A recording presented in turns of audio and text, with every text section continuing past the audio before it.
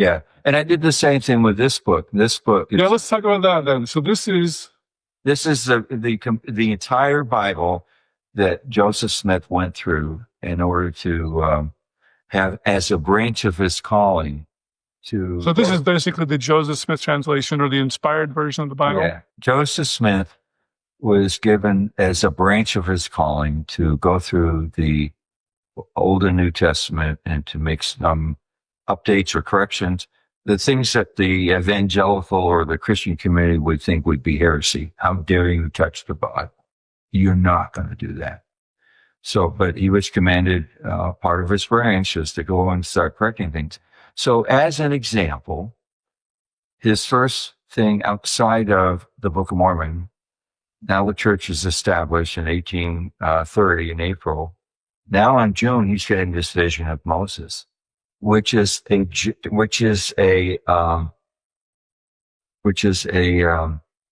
Book of Genesis story that's not in the Book of Genesis. So he's getting a revelation that says, there's a prologue to the book of Genesis chapter 1, but it's it's a fragment. It's just a little piece that he's getting as a revelation, and then he's getting another revelation in the Doctrine and Covenants. And then a little bit later, at the end of the year, in December, he's now seeing Enoch. So that's not in our Old Testament. We only have like 1 or 2 lines about Enoch, but now we have a lot of stuff about Enoch. So that's his revelatory experience. So what I do in here is I take his manuscript that he'd been working on throughout his life. So when he was martyred, that was in the hand of Emma. Well, of course, Brigham Young wanted that, felt it was church property. She said, no, it's my property. It's my Bible. It's exactly.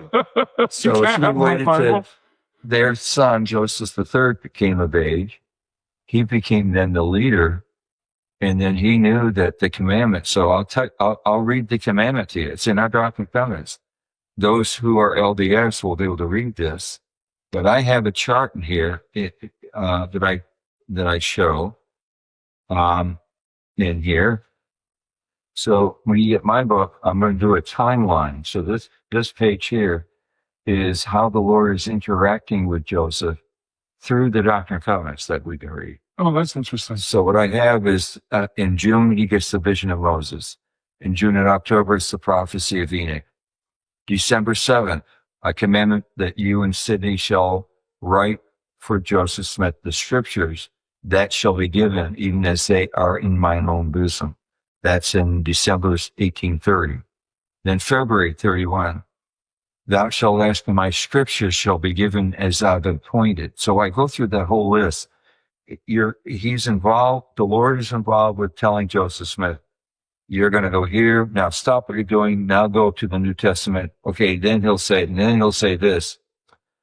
This is July 2nd. We are exceedingly fatigued, owing to a great business. Press of business, we this day finished translating the scriptures. So we in the LDS Church said, oh, he never finished it. He's saying in his journal, and that's in the History of the Journal, volume 1, page 368. And then in January 19th, 1841, we get LDS D&C 124. If he, William Law, he's referring to William Law, will do my will, let him from henceforth hearken to the counsel of my servant Joseph, and with his interest support the cause of the poor, and then publish the new translation of my holy word unto the inhabitants of the earth. So he's being commanded in 1841 to now publish what he has done. Publish the Bible. Yep. And so he gets martyred. He didn't have resources. If you look at the history, it's very chaotic during that time. So that was what Joseph III said. My father got a commandment to publish it. We're going to form a committee. It's going to be me. And my mother will be on it. And we're going to go through the manuscript. We're going to then get it printed. So I have in my introduction that history. I put in the Reorganized Church of Latter-day Saints history of how they did that. So that'll be in the introduction. So the introduction is this one right here. I have my own introduction. And in my introduction, I explain why is it that I'm going to be putting in parentheses references to First Enoch or Second Enoch or Third Enoch or the Book of Jasher, because the revelation he's going to receive as inspiration have been validated in those books. Interesting. Yeah. So I do that. Now there's a couple other things in here. So when you get in the Book of Kings, there's going to be a lot of names. Your eyes glaze over. You can't keep up with it. You've got the Northern Kingdom, you got the Southern Kingdom.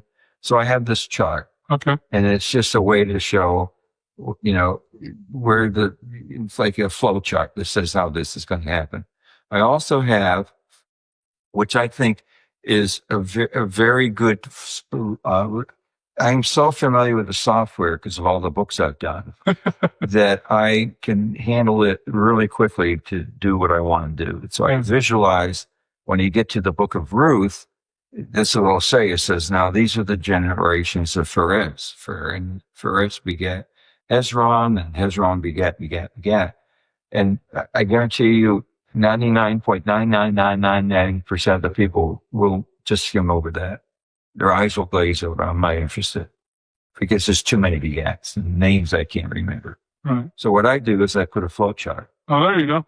And the flow chart your eye will automatically go to the flow chart because it's something that's not scripture.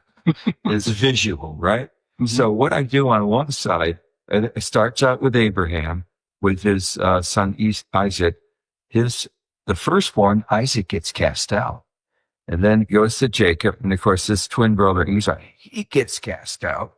Then he has Judah. Now he's going to have a relation with his daughter-in-law, Tamar, which you'll read in chapter 38. And she has twins. The first one, the midwife puts a red thread on the wrist, but it goes back into the birth canal. The baby that comes out does not have the red thread. That is Pharez. Oh. We don't hear about the first one, who is Zerah, Z-A-R-A-H.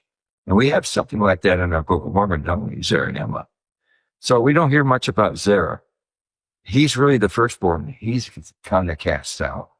So then you get this genealogy, and who is Boaz?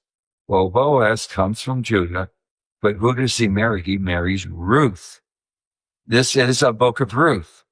So then I say, well, where did Ruth come from? Well, you have Terah, who's the father of Abram, who has a brother Nahor, who has a brother Haran. Haran has a son called Lot. Lot is the one that's in Sodom, and it gets destroyed. He has two daughters. The daughters say, he has to have seed. Everybody's been destroyed. Let's get him drunk, go into him, and maybe we can get seed from him. Mm-hmm. So the oldest daughter goes in. She has a boy, and his name is Moab. They are the Moabites. And who is Ruth? She's from that line. She's a Moabite. Okay. So then from that line, you get Obed, Jesse, King David, and then Jesus Christ. So the book of Ruth really is the genealogy, how we get Jesus Christ. Interesting. Yeah. So okay. So that's basically a prototype you have there. Yeah, the prototype, there'll be gold gilding, there'll be thumb tabs, and it'll for sale starting next month. Oh, wow. Oh, I was going to ask when it was coming out. It's coming out quick. So is it going to be a hardback like your... No, it's flexible. It's going to be soft. So this is going to be like a church copy. Yeah, feel that. It's light. Yeah. It's flexible. And you're going to take that to church. Yeah. Well, that's very cool. I didn't know you were putting these out so fast. That's pretty cool. Yeah, I've had a book every year.